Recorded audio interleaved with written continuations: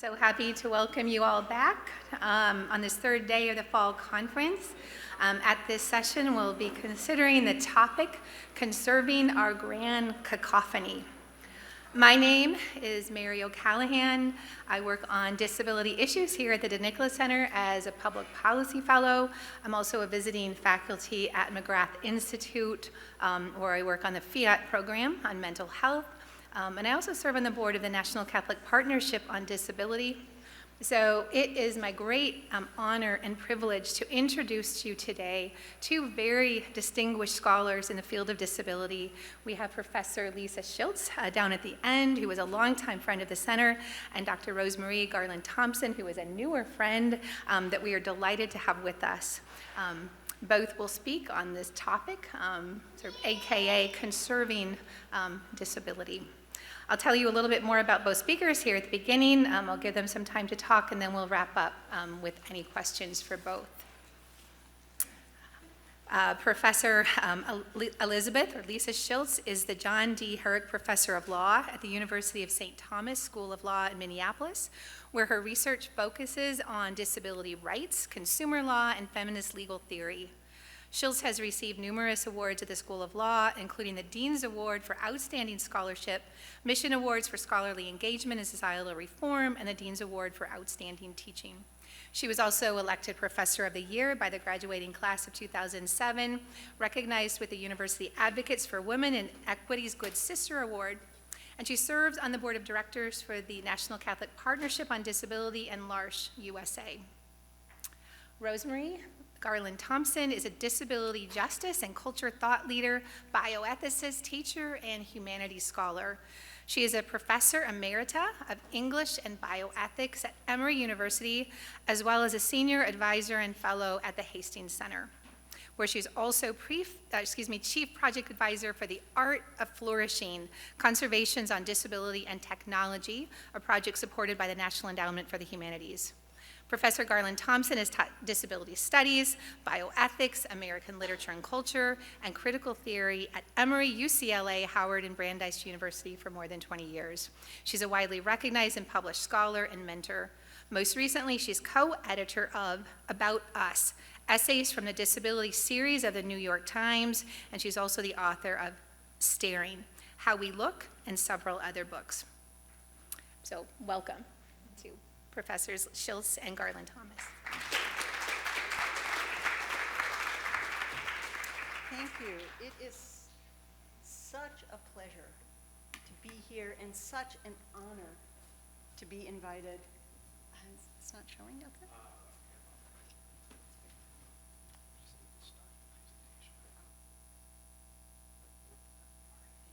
It's such an honor to be able to be back here at Notre Dame, to be talking to this group of friends about something that is so passionately a part of my life, which is disability, and such a pleasure to have been able to collaborate a little bit with Rosemarie. I am going to get us started by playing a video that is going to explain to you our title and why we chose it. And then Rosemarie is going to give her presentation, and then I'll come back. So we are talking about this grand cacophony, and I want you to listen to this video because the idea of the title comes from what both of us see as how we see this as a metaphor for the thing that we're talking about.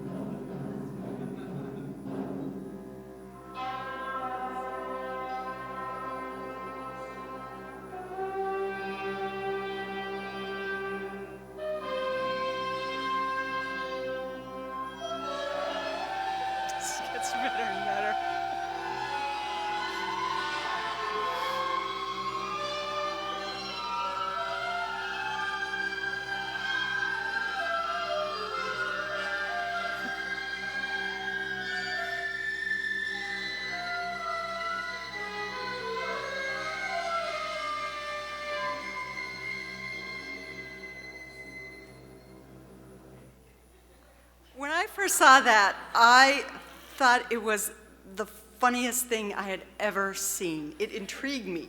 So I started doing some research about it, and it's not actually a Swedish children's orchestra mangling. What it is a project of the Portsmouth Symphonia, an English orchestra founded by a group of students at the Portsmouth Art School in England. It was generally open to anyone. It drew musicians that didn't have any training, and they typically, if they had training, they had to play instruments that they weren't trained on, okay? They released a couple of albums in the 70s. They played a concert at Royal Albert Hall in London, and eventually, though, the musicians got too good, and they stopped performing in around 79 was the last performance.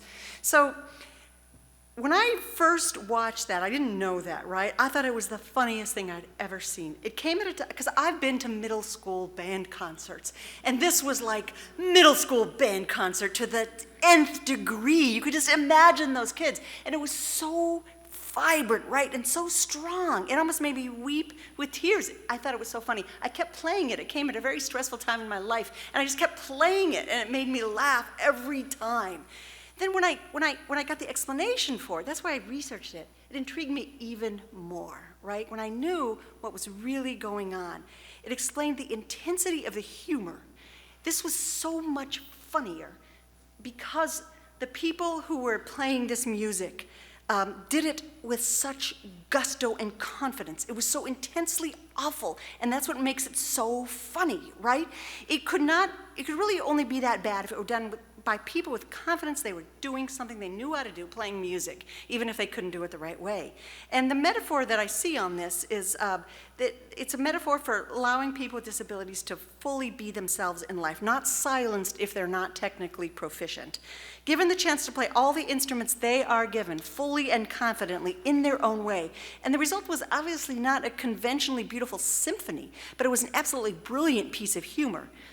When Rosemarie and I talked about this for the first time, I used the phrase grand cacophony to describe what, it just created this grand cacophony that I found just stunning, right? And we agreed that the phrase captures something that we both treasure, something that we think is somehow related to the value of people with disabilities, what they add to the world, and that we think is in the danger of being muted, and that we want to conserve.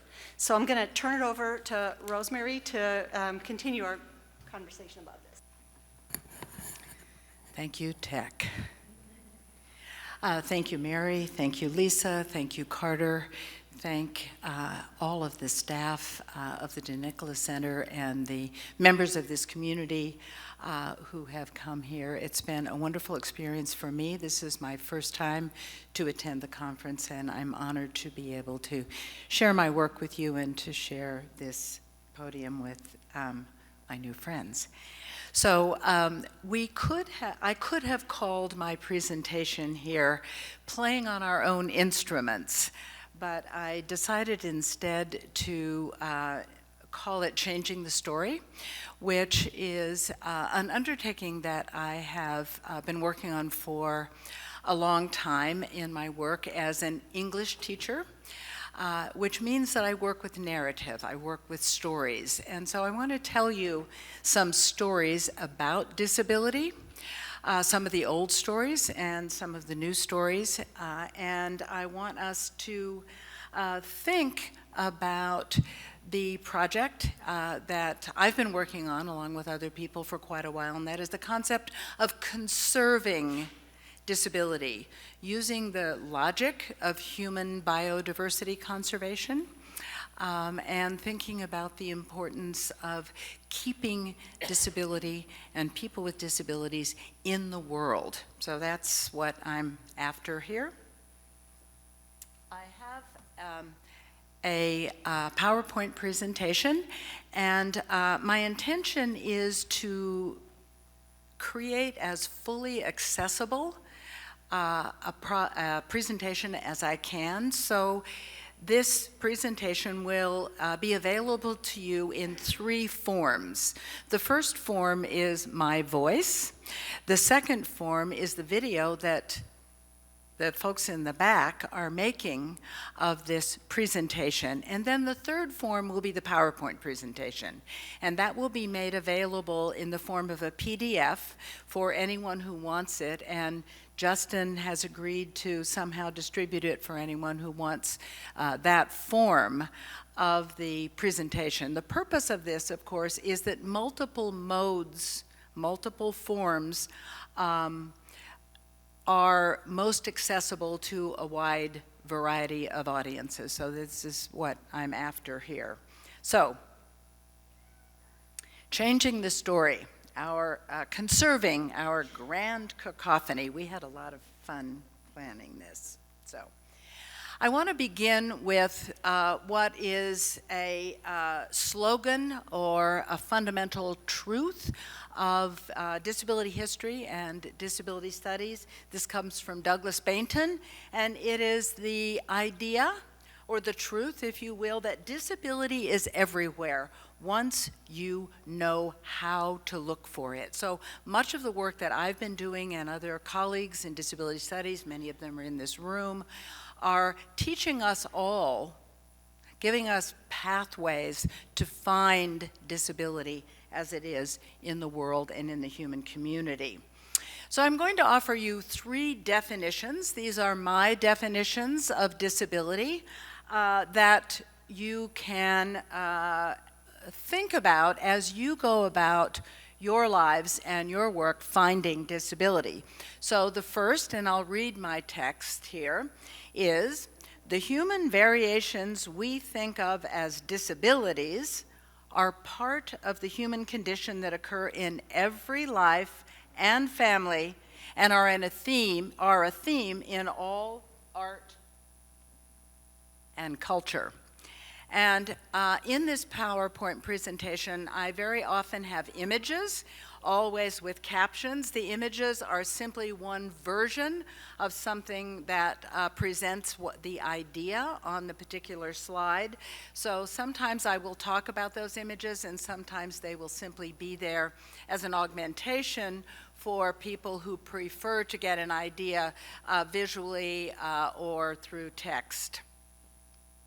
So the second definition of disability from my work: the lived experiences of disability give people and communities opportunities for expression, creativity, resourcefulness, relationships, and flourishing. The third definition of disability, which I'll focus on here quite a bit, and that is, disability is a set of stories. Disability is a narrative that we receive in our culture and that we remake in our work, in our lives, and in our culture. And these are stories that we receive and remake about these human variations that scientific medicine considers to be disabilities, diseases, illnesses, and what are sometimes called body-mind differences. So I want us to think about these human variations in terms of their narrative potential, in terms of the storied quality of the lived human experience of disability. So I'm going to offer you 3 stories to begin with, which are received stories about eliminating disability. And I don't want to spend too much time on that because I want to get to the better stories, but I'm going to briefly introduce these. So 3 stories about eliminating disability. One of them is what I call the eugenics story. And I'm showing here an image from 1949 from what is called a most perfect baby contest. Maybe many of you know that there were fitter family contests, there were better baby contests, there were all sorts of contests that would put forward, give prizes, and evaluate people based on the principles of eugenics, and that is to say, principles of what we think of as normal people now, and images of people that were raced and gendered and sexed according to the ascendant standards of the time. So this shows 3 mothers holding 3 babies who have just won the contest. And we are going to imagine that these are non-disabled babies, although that's not entirely evident, but they certainly are white babies, and it's not evident what their sex or gender is either. So another story about eliminating disability is what I call the normal story. The philosopher Ian Hacking has told us that the story of normal, the idea of normal, the statistical configuration, the statistical figure of the normal person, is one of the most powerful ideological tools of the 20th century. So normal is that which is to be enforced, according to Leonard Davis, and it is an ideological tool that is used to enforce discrimination and injustice on people with disabilities and others who do not conform to the mandates of normal. The third story about eliminating disability that I want to present to you is what's sometimes called liberal eugenics, and it's a newer form of eugenics.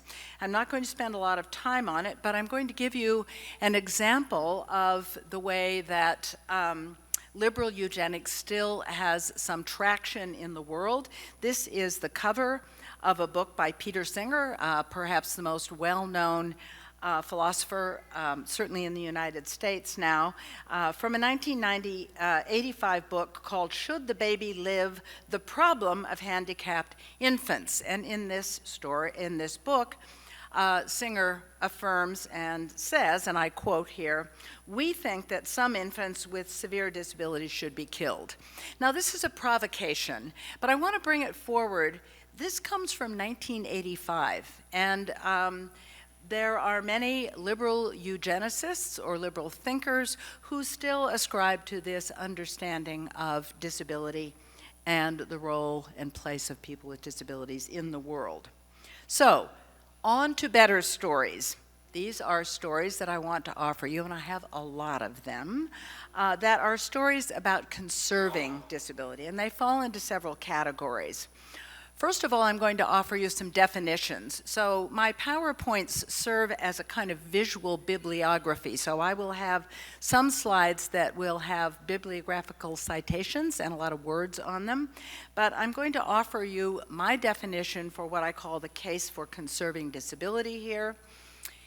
And I'll read this. A conservationist ethics focuses on creating a supportive material context, a kind of moral ecosystem in which human embodied existence can successfully thrive as it is. In other words, creating a social and ideological context where we can all play on our own instruments, right?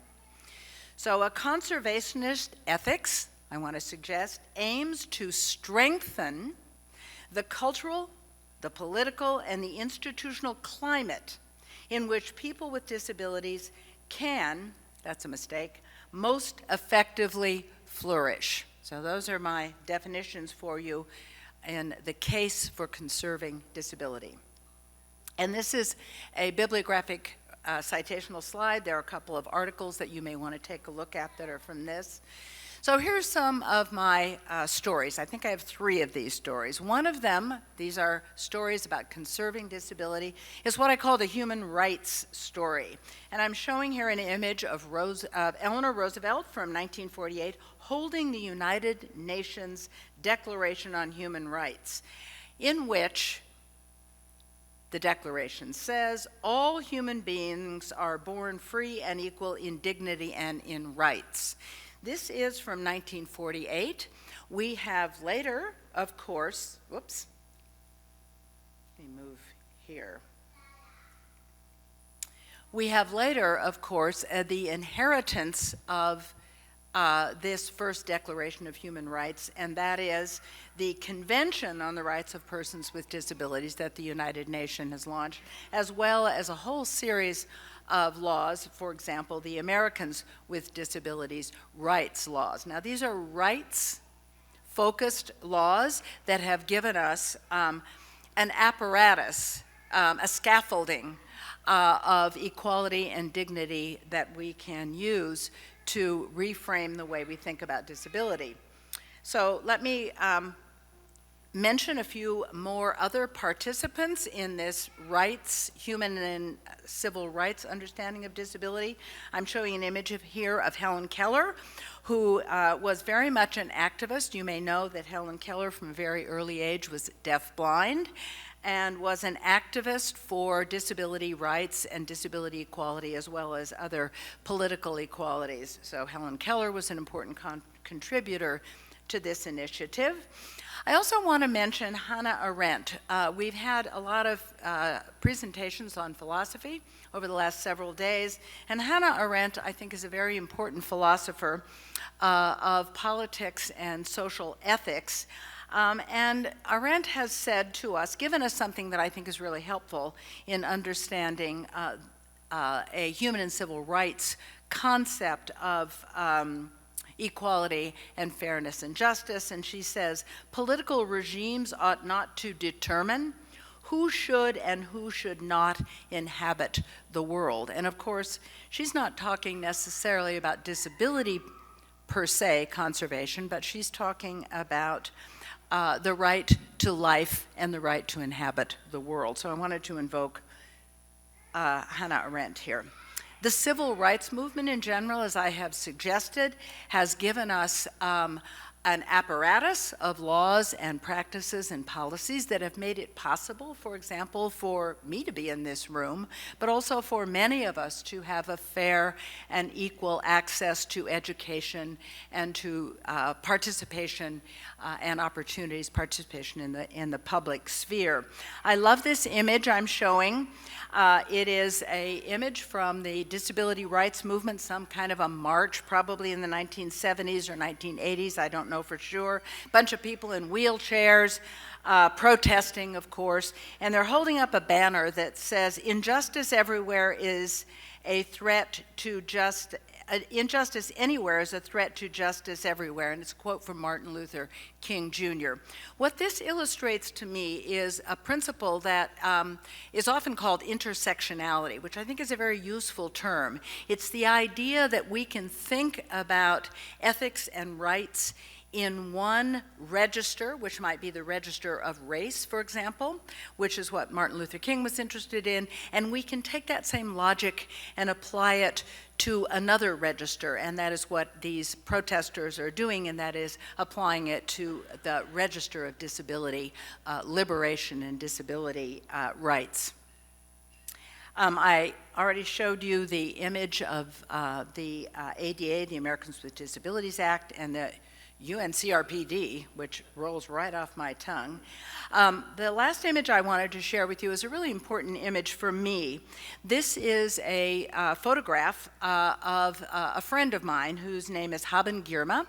She is the first, get this, deaf-blind person to graduate from Harvard Law School. She's a first-generation Eritrean American. And this was taken in 2015 at the White House at a reception that was a celebration for the anniversary of the ADA. And what was interesting to me, I was actually there, and what I saw was that President Barack Obama, at the time, of course, had never met, he's an alum, of course, of Harvard Graduate School as well. He had not only never met anyone like Haben Girma, but he had never imagined that someone like Haben Girma would be in the world. And this revelation was very important, I think, not just for the President of the United States at the time, but for everyone who is able to go to school with people with disabilities, to be on public transportation with people with disabilities, to be in this room with people with disabilities, in the rebuilt and remade world that we are fortunate enough to live in today.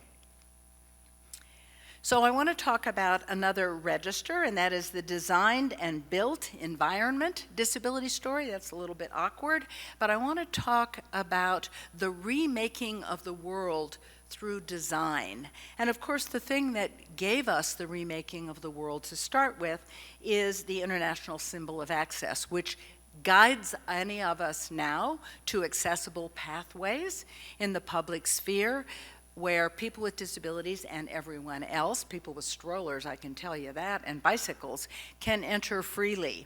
And so that transformation of the world is particularly important. This is in 1968, a rather static figure that we're used to, and the more recent 2010 redesigned symbol of access by my colleague and friend Sarah Hendren that has a much more dynamic, and this of course is controversial, as everything is, symbol of access.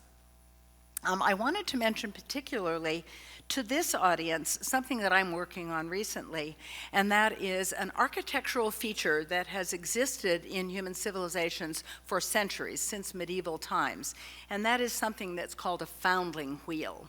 And a foundling wheel, you may be familiar with these. This is an image of a foundling wheel in Italy that is, I'm sorry, I don't have the date of that, but is from probably medieval times. A foundling wheel is an architectural feature often found in convents, in the walls of convents, that are historical metaphors is what I want to talk about them, that offer an alternative reproductive practice to selective termination based on disability risk. Now that's a pretty complicated argument that I'm putting forward there. But these were like if you go to the library to return your books, and the library's closed, you pull open the door, you put the book in, you close the door, and the book goes into the library. This worked for many, many, many centuries for babies that could be put out into the world by parents or people who felt that they could not take care of them, to transfer them to another community to be supported and cared for. So this was a method of conserving disability. So there's much to be said about this, but I wanted to show you this image and to show you, interestingly enough, modern. There are very few of these in the United States, but there are a lot of them in other countries. India and Korea, for example, have a lot of these. They're called sometimes baby boxes. This is a modern baby box from Carmel, Indiana, which I don't think has been used very much there at all. In fact, I think maybe there's only one usage of it that has been recorded. I haven't done enough research about this, but I think it's a very interesting concept that operates from a designed and built architectural feature that can be used to conserve disability and to conserve people with disabilities. Another designed tool, if you will, in the world, of course, is that critical design, which is what we call it, asserts that the designed and built world we inhabit shapes the community of humans who inhabit it. And I'm showing you here a ramp from the Ed Roberts Center in Berkeley, California. This ramp is a big, beautiful, bright red ramp. And it's in the very center of the Ed Roberts Center in Berkeley. And what it suggests to us, of course, is that access is at the very center of any institution and should be. So this is a beautifully designed implement. So I'm going to move forward more quickly here because I want to get to some of the art images. This is an image of a village in the Netherlands that's very difficult to pronounce, and it is a dementia village that was built for people with dementia, which is quite successful.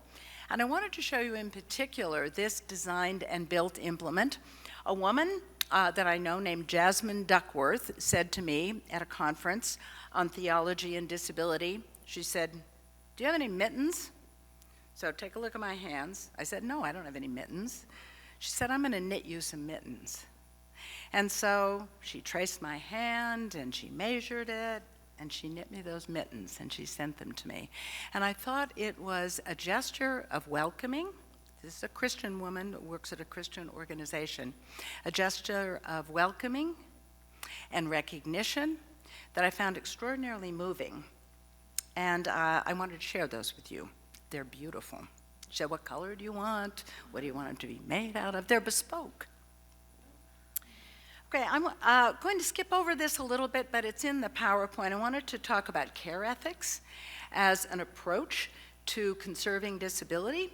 So care ethics is an entire movement, and we've heard a bit about care ethics at the conference and may hear more about it. I'm showing an image of my colleague, Jackie Leach Scully, who's a disability bioethicist and has written a very good book called Disability Bioethics, which says care ethics asserts that there is a moral significance in the fundamental elements of relationships and dependencies in human life. And there are many presentations here that have elaborated on this in important ways. I'm going to end with what I call equality and dignity disability stories.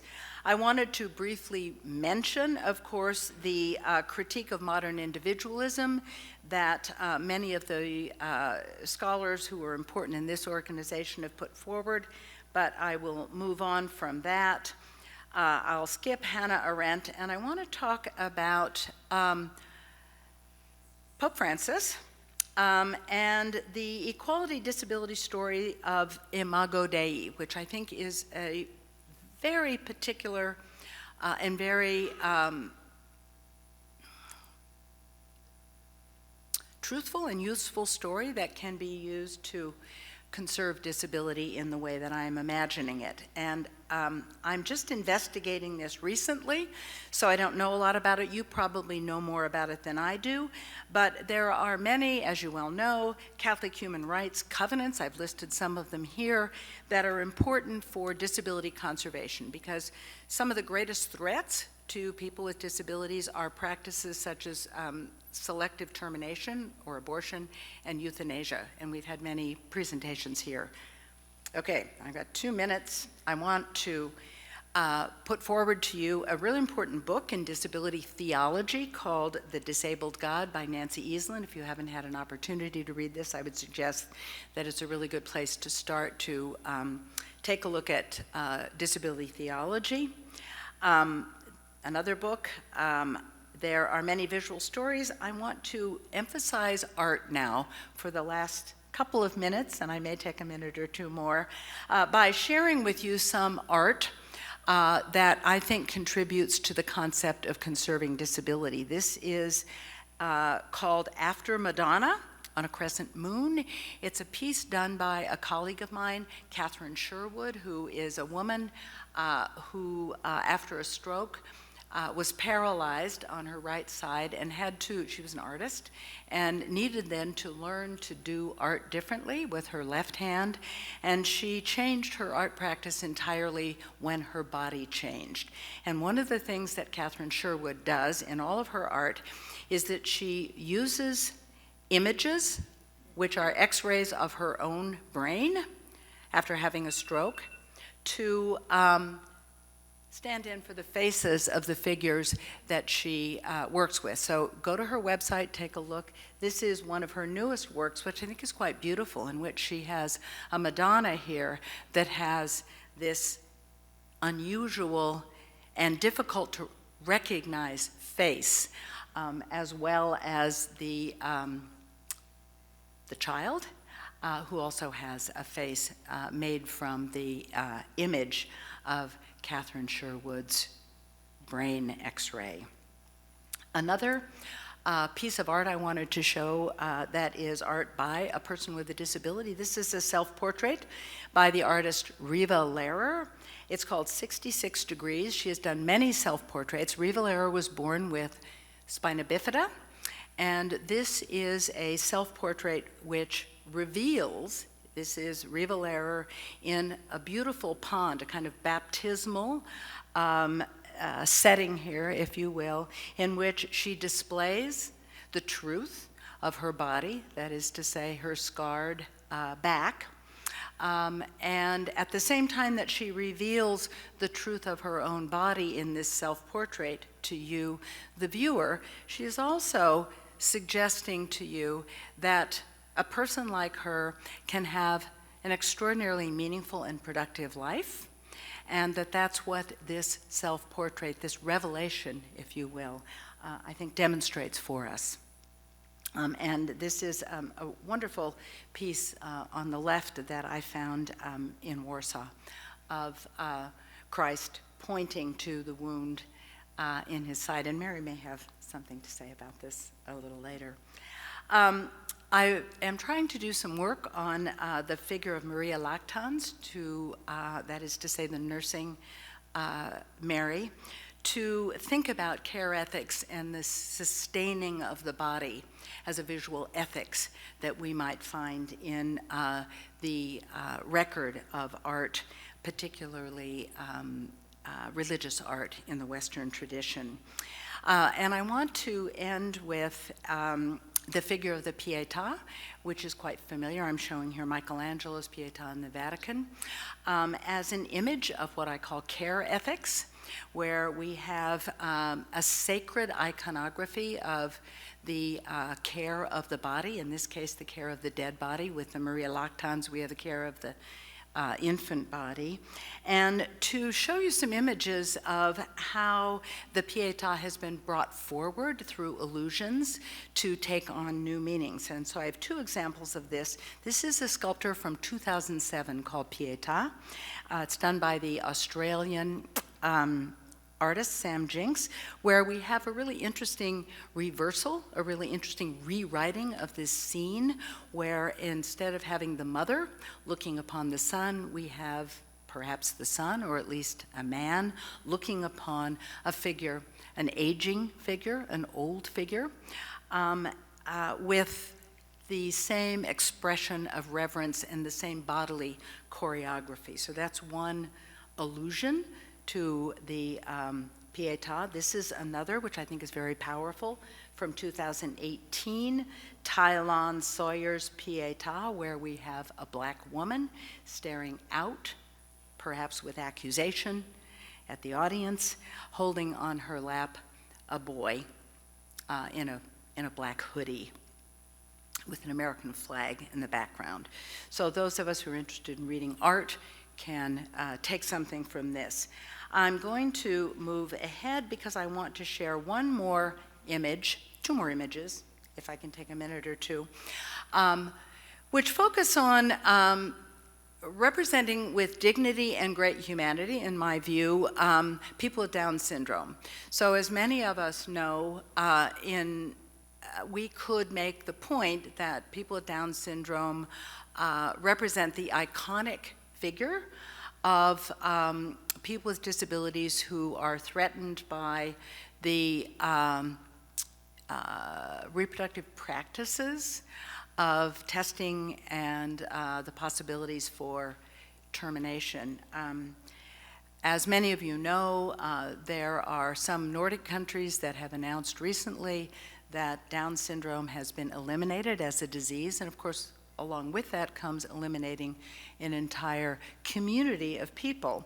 And so I wanted to show you some images. This one I find particularly moving. It's a portrait of a girl, a person, a young woman, an actual person with Down syndrome, and it's called Swim 2. And I have presented this before. I think it's a really meaningful choreography in which the point of the piece is to display the dignity of the subject of art. And I wanted to suggest with these other portraits that the pose that the artist, Chris Rush, has achieved here for the girl with the bath towel around her head, or the beach towel around her head, is very similar to portraiture of famous people, Renaissance women and Queen Victoria, and to suggest that art can do good cultural and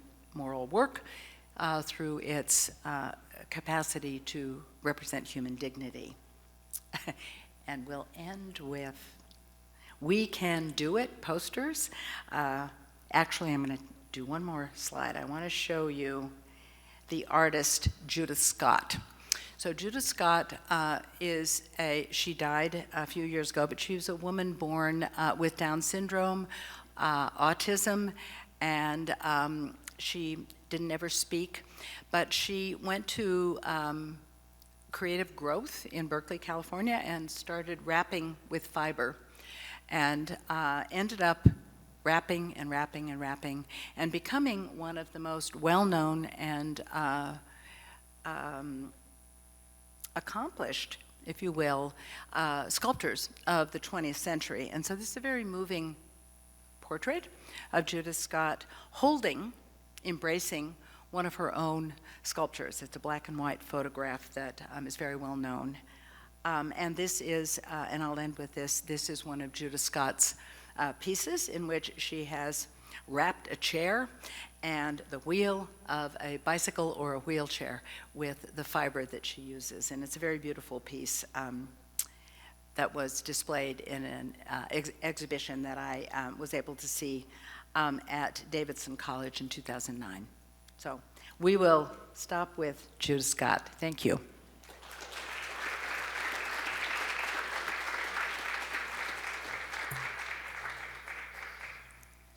He's going to help me. He saw how pathetic I was last time I tried to switch this. Thank you very much. So I'm the killjoy. We saw beautiful images, inspiring images. I'm the lawyer. You're going to see a lot of words, a couple of images. And if we have time, I'm going to end with a video that maybe will lift us up again. Thank you so much. I'm going to be talking about two areas of disability activism that are increasingly being applied in ways that I think eliminates some of the glory of the grand cacophony and force people with disabilities into the story of the culture of normalcy, the cultural imperative to be normal. There are two disability law reform initiatives that really dramatically illustrate that we have even people with disabilities being shoved into views of the ideal of autonomy and independence. And we're eliminating real options, really eliminating real options for people who don't fit within that cultural norm, and that's a loss for us. They are, one has to do with jobs and the other with housing. And both of these initiatives originate in really legitimate and really noble movements to address historical and, to a lesser extent, but still present, abuses of people with disabilities in horrific institutional settings and the exploitation of closed work environments. One image might be of the institutions like Willowbrook State Hospital in New York, right, where that relied on the unpaid labor of its inmates to fund itself. And as you can imagine, that created a disincentive to training people to get jobs out in the community. But much closer to home and to us in time is the equally horrific story of Henry's Turkey Service in Atalissa, Iowa, right, where eventually in 2014 an Iowa jury awarded 32 men with intellectual disabilities $240 million in damages because they've spent decades living in this decrepit bunkhouse, locked up at night, eviscerating turkeys for the pay of 41 cents an hour. So we do still need laws that protect against this kind of exploitation. But do we legally really need to eliminate any kind of support for people that don't fit within the conventional stories? And that's what I'm concerned about, right?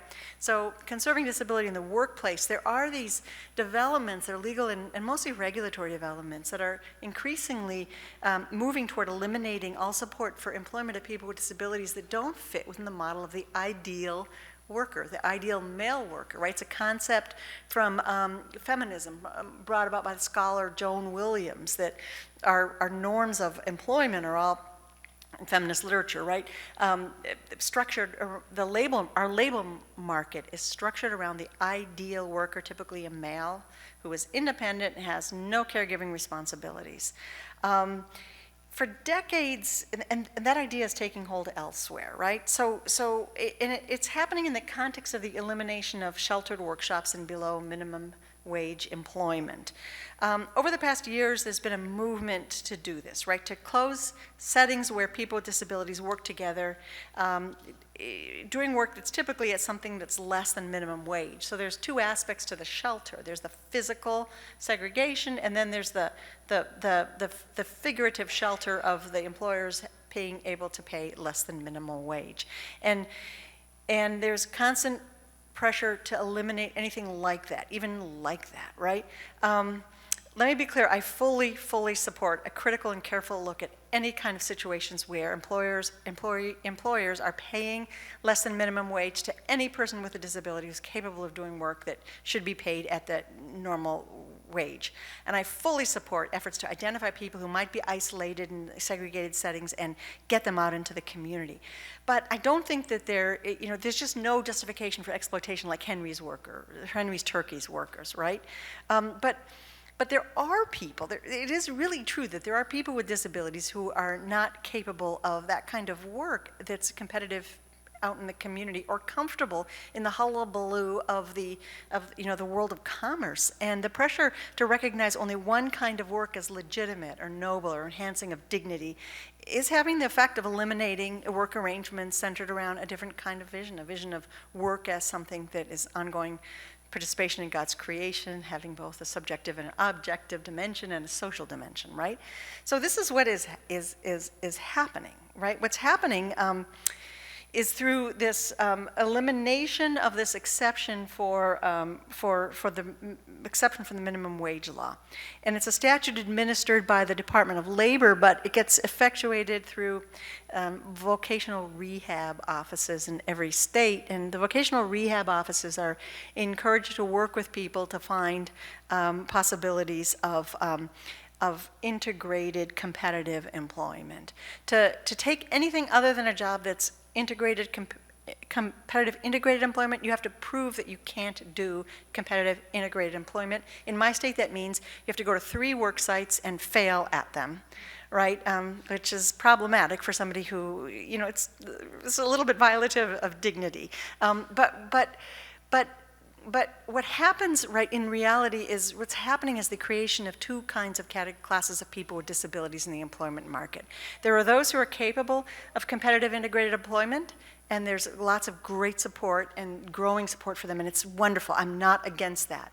But there's also a group of people who will fail at competitive integrated employment, and they're left alone. They're left without support, including financial support. And it comes through this definition, this regulatory definition. So it's not, Congress isn't involved. Regulators issue these new regs, and they define competitive integrated employment as having these 3 characteristics. They recently came up with a further definition of it, and they say that competitive integrated employment cannot include things unless they're typically found in the community. And what's not typically found in the community is anything that involves sort of group work, people working together, or employment that was in a setting that was formed for the specific purpose of employing people with disabilities. So that, if you want a job that's like that, if you're a person with a disability, you can still look for it, you can still find it.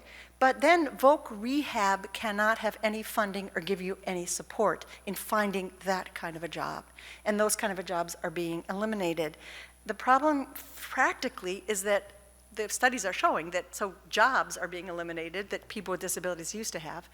And also, if you get competitive wages, often you are then disqualified for some of the social supports that you need. There's also these conceptual problems, right?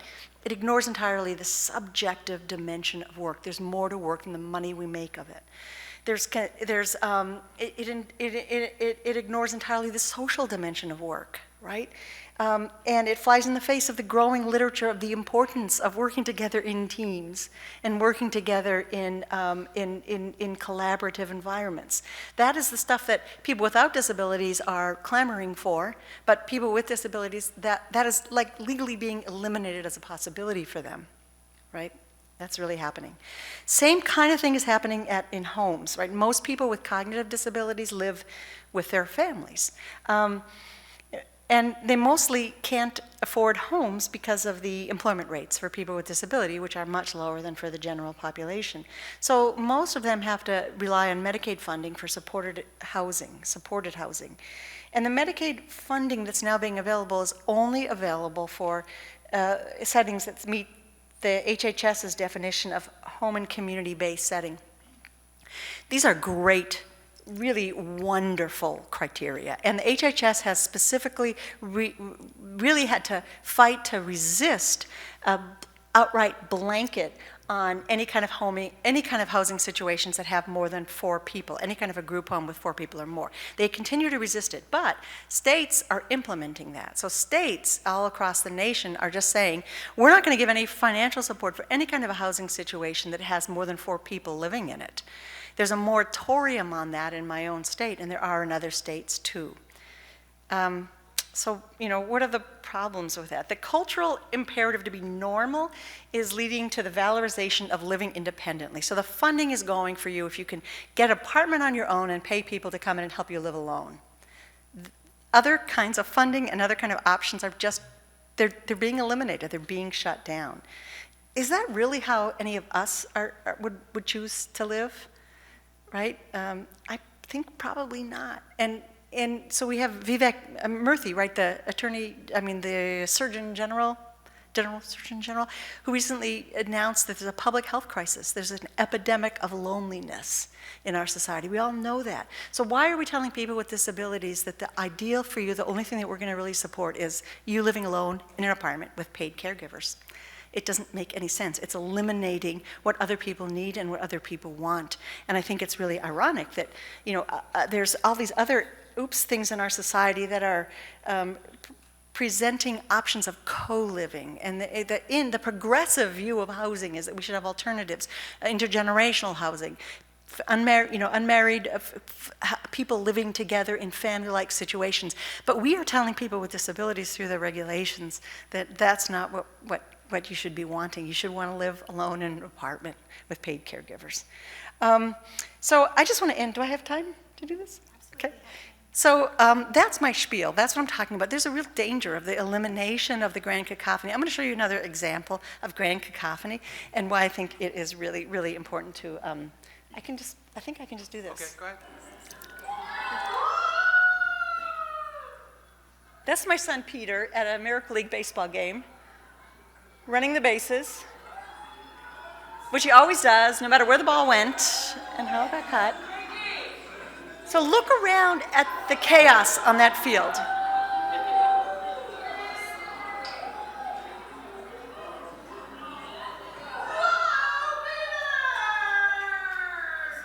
That's the kind of baseball game that happens in the Miracle League, right? The baseball games with people with disability. Our field, Harmon Killebrew helped fund this field. People know Harmon Killebrew. And this is Notre Dame, okay? So I know half of you want to be watching a football game right now. So I gave you a sports analogy to work with, right? Harmon Killebrew gave the money. Our field is in the middle of this complex where there's all kinds of Little League stuff going around. The other fields have signs, umpires, parents cheer, don't disrespect. We don't need that. Not on our field, right?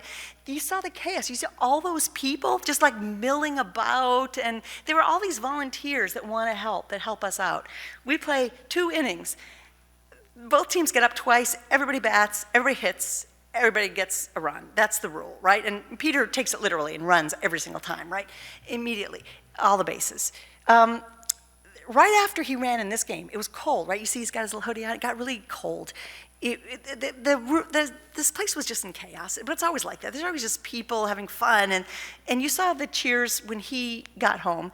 Right after him, at the very end, is the last run of the game. It was a guy in a wheelchair, and the announcer, the creator of the league, she says, "Okay, everybody, this is the potential tying run. And, is Jeremy gonna make it?" So he hits his little thing. He's wheeling himself in his wheelchair, and a bunch of the helpers, you see them all from a Minnetonka high school softball team, girls softball team, started yelling, "Jeremy, Jeremy, Jeremy," and everybody started yelling and cheering this guy on. And he made his way around. He made his way back to the bases, and it erupted. It was so lovely, and it was happening right in the middle of that field where all these other competitive people were playing perfect little games, and yeah, they were great, but I just think that having us in the middle there and showing this, what we have there is a different form of baseball. It's a good one. It's worthy of preserving. And that's what I think that we as a society need to pay some attention to conserving in the ways that Rosemarie showed us. So that's it. Thank you very much. We're looking forward to your questions.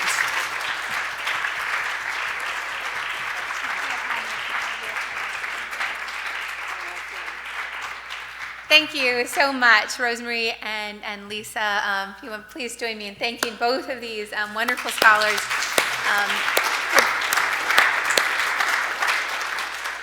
We have plenty of time for questions, so please, if you have questions for either, come up to one of these two mics and we'll just kind of take turns going back and forth.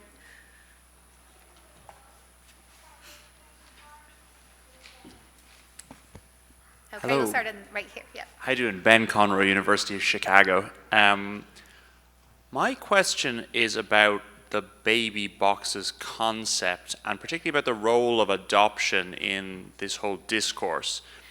These would have been something that I was initially very supportive of. And then I saw some data, and there seemed to be quite a lot of data suggesting that when adoption was raised as more of a prospect for a lot of mothers, prospective mothers, people were actually more likely to terminate when that was shown as a very, very live option.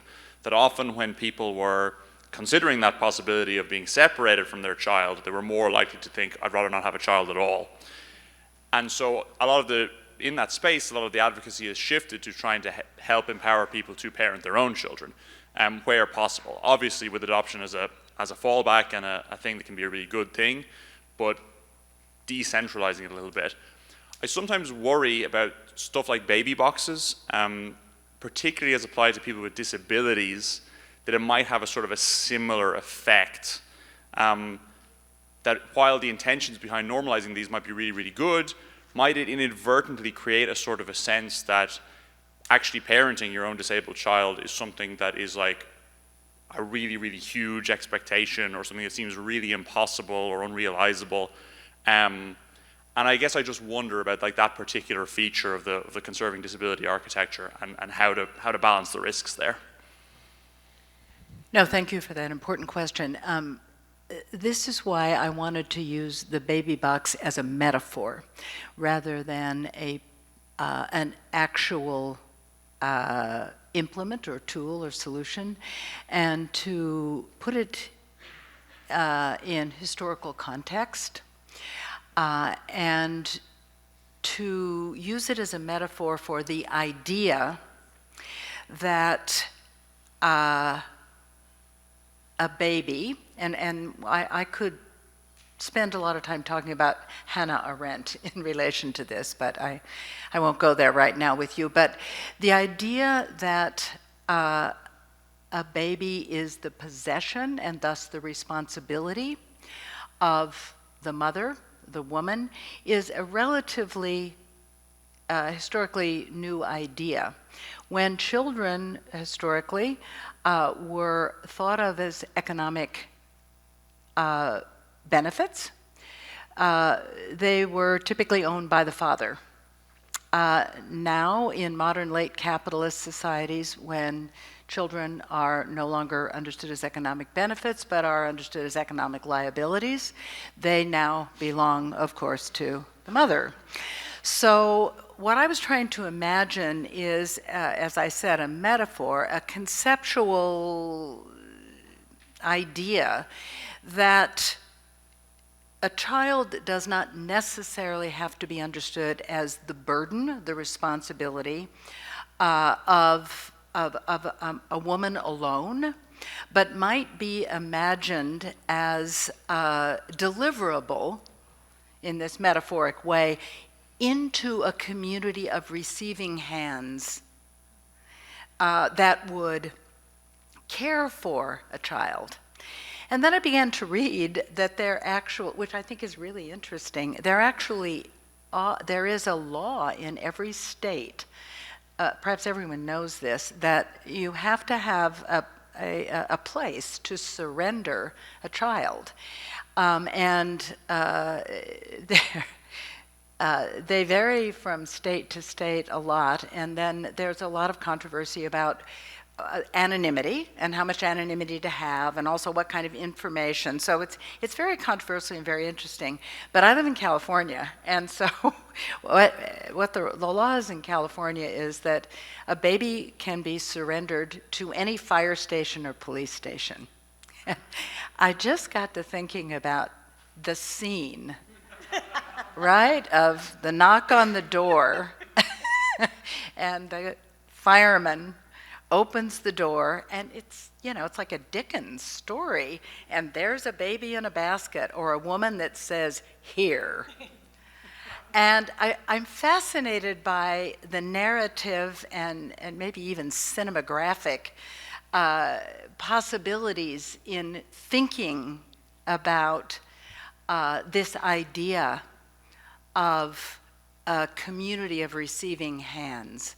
So this is how English teachers think and talk.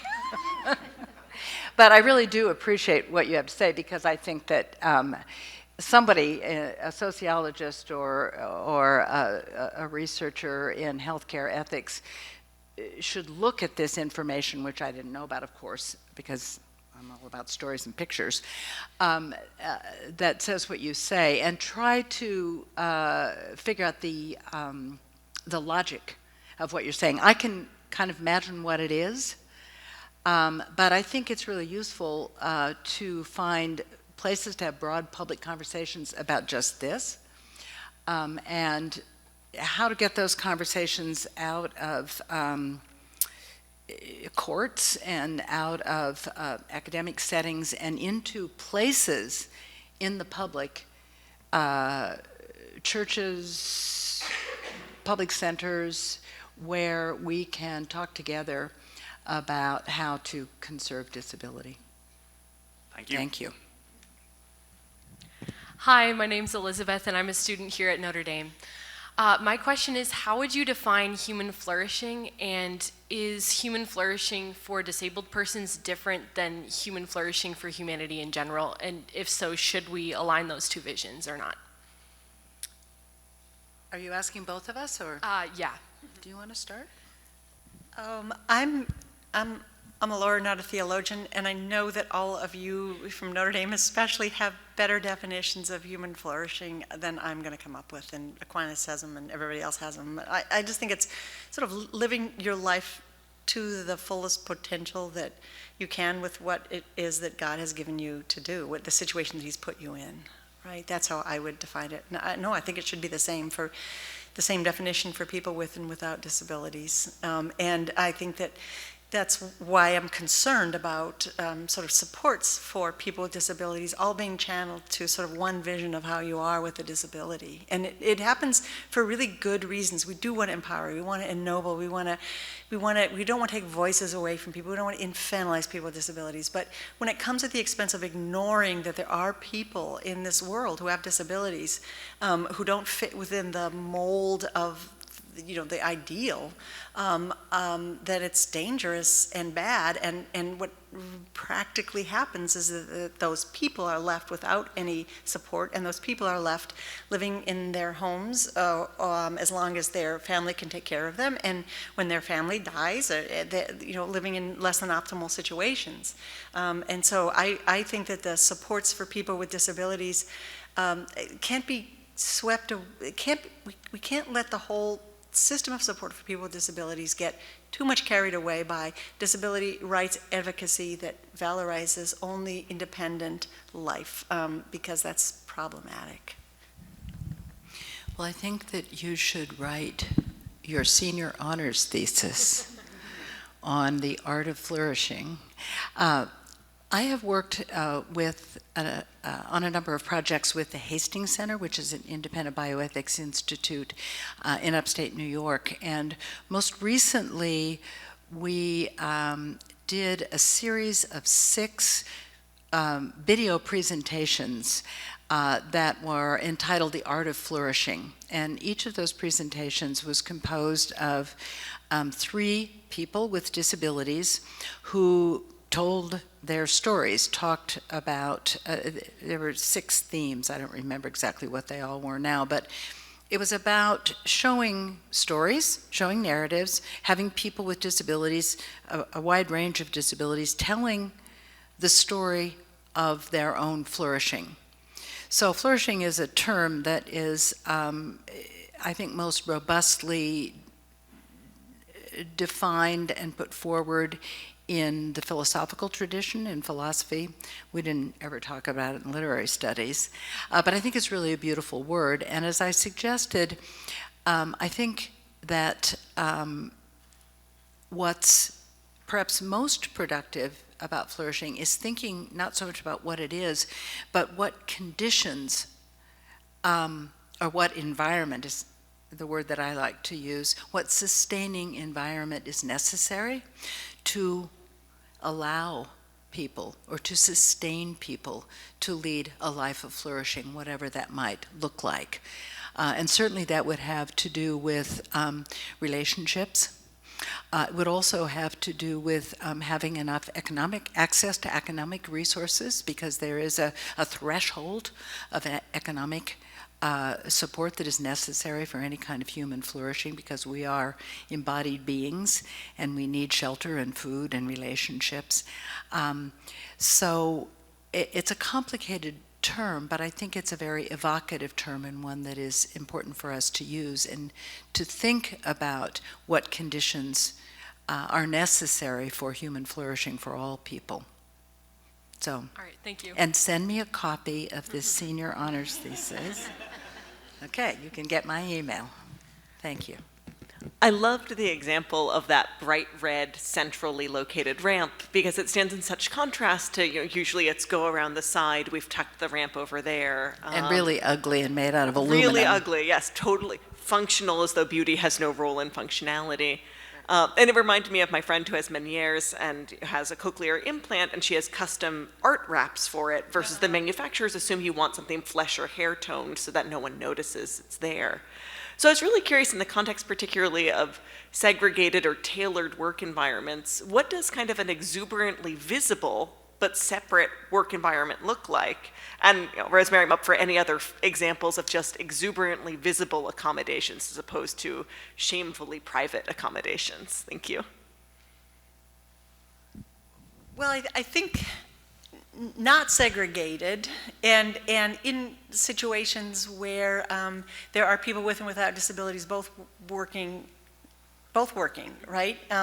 I think about my son goes to a place called Feed My Starving Children, where they put together packets of food and ship them off, like really sustaining nutrient. Do they have something like that there, where you do these big meal packs and it goes and travels all over? And he works at their facility. They have a bunch of people coming in. There's people of all types and abilities doing different things at that place. Right, so I just think recognizing that people with disabilities can be working alongside people without disabilities, that creates the social, that recognizes the social dimension of work as well. But I think it should. This work is free; it's volunteer work. But I think if we could just recognize that some people are worth full wage because they're doing more work, and other people are not. If we could. Because they're doing less. My son basically is putting labels on the bags, but he loves doing it. It's really good, and I would like him to get paid for doing that. And I would like there to be an employee that recognizes that. He also has one job where he does get paid, where it's a team of workers that, I don't know, it's going to be illegal under these new regs, but they clean up. They come in a team and they clean parks. He loves that too. He loves feeling productive. He loves being with his gang. But that's going to be eliminated. So recognizing that there are different forms of labor, that there can be dignity with labor that has not always to do with with the wage that you're being paid. If the work you're capable of doing truly is different, right? It really is different than what other people are going to be able to do. So no one with a disability, in that ideal workshop that I've described, right? The people with disabilities who are capable of doing the work that generates minimum wage or above, along with people without disabilities, should be getting paid that. But the people who are like my son should be, they should be able to continue working, and the employer should be able to recognize the economic reality of what his work is worth, and give him the rest of the experience of the subjective nature of work. Don't take that away from him, and that's what's happening. Thank you for bringing up high design prosthetics. I often show images, and you can find them easily, of hearing aids with feathers and bright colors, and prosthetic arms and legs that are really quite wonderful. And this is an emergent part of disability culture that I think is really important, that when people, and it's generational, are out in the world now, there's a disability pride element that is reflected often in, bright colored wheelchairs, or go to a designer in the UK. This is called the Alternative Limb Project. I often show images of this. This person designs limbs, artificial limbs or prosthetic limbs that are made to be seen and showed off, and they are fabulous. So in a pre-ADA era, prosthetics were imagined as, well, for one thing, they were used mostly in hospitals. Wheelchairs were things that were pushed by somebody else in a medical setting. And then they became part of sports equipment. They became cool things. Same thing with prosthetics. So prosthetics used to be hidden, and now they are designed, of course, to be seen and to be shown off. And I really think that that's a very positive aspect in the integration of people with disabilities into the public world. And so go take a look at, my favorite is this one called a snake arm, which is a prosthetic arm with a snake wrapped around it. And, it's like 5 fingers and bright red nails. And I thought, I want one of these. We have about 2 minutes left, which means we probably have time for one more question. I apologize, but anybody who has questions that can't get answered, please come up afterwards and ask them of the speakers. Thank you. My question is a little bit bigger, so I'm going to defer to whoever's next. Oh, I am the only one. Thank you for the 2 presentations. I guess this question is at the intersection of both of your projects, maybe Lisa in particular. We know the history of the concept disability, how it emerged in U.S. North American law. It was a category that was invented to bring together a broad spectrum of stakeholders, mental illness, physical handicaps, a broad spectrum. And it was invented in the 1970s, the 1974 Rehabilitation Act, that was expanded and developed through the 80s into the ADA. And so we have a thick account of the history of the concept and even the people who were behind inventing disability. We've only had this concept for 60, 70 years. It's brand new. It's still shiny. In the last 15, 20 years, a broad number of critical disability theorists have advocated for the elimination of the category, that the category itself, as it's enshrined in US law, is a problem.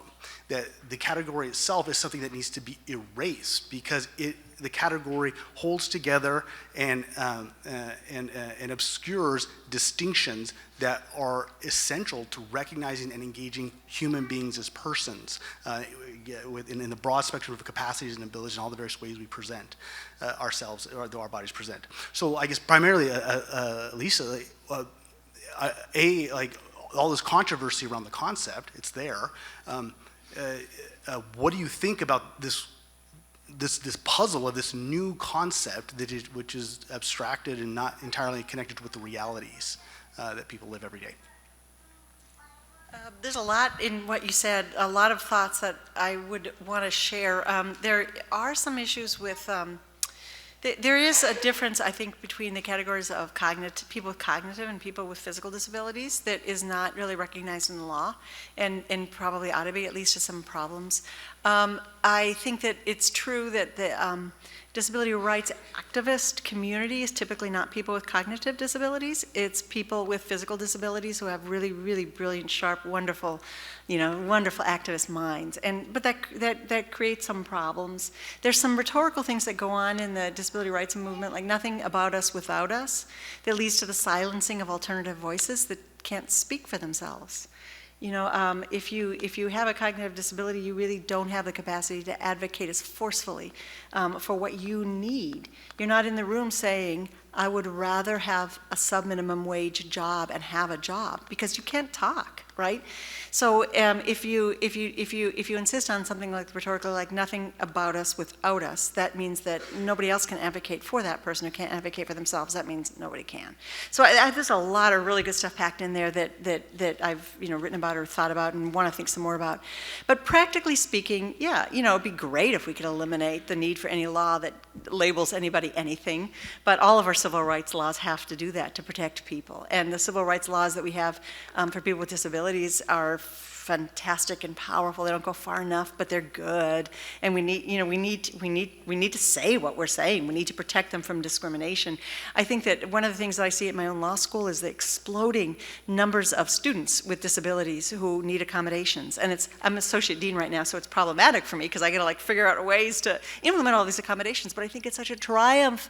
It's such a triumph of the IDA and the educational system and the laws that we've given people, that there are so many people now who wouldn't have been able to even make it into law school, or now in law school right now with disabilities. I just think it's great, and laws do that. So yeah, laws are words. Laws have to be written by people. They have to have categories. They're flawed. They're imperfect. We need to change the story, right, in the ways that Rosemarie talks about, right, in order to refine the laws, make them work better. It scares me that all this other stuff is happening on the regulatory level without much attention or notice.